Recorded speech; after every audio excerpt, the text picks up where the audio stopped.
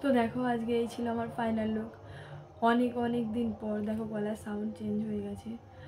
তো খুব শরীর খারাপ, আমার মেয়ের, প্রত্যেকেরই জ্বর, আর আমার হিমোগ্লোবিন নেমে যায়। তো সেই কারণে উঠতে রাত জাগতে খুব কষ্ট হয়। তো সেই কারণে অনেক দিন পর ভিডিও আসলো।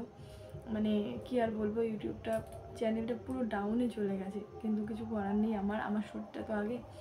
তো এই ছিল আমার ফাইনাল লুক। বিয়ে বাড়িতে তো অবশ্যই, এবং যে কোনো পার্টি একটু অন্যরকম সাজতে চাইলে দেখো আমি কিন্তু খুব হেভি লুক করিনি।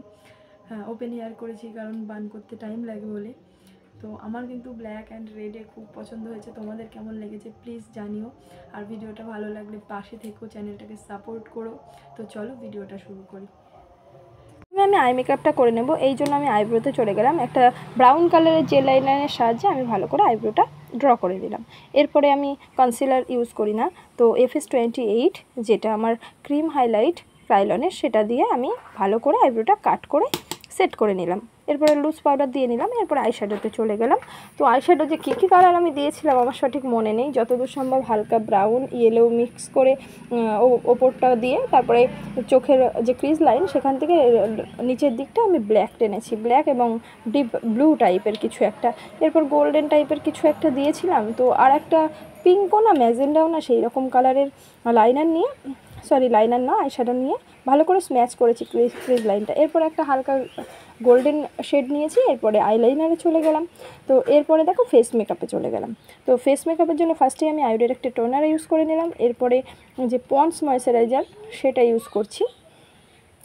এরপরে দেখো হুদা বিউটির যে জেল প্রাইমারটা সেটা আমি ইউজ করে নিচ্ছি।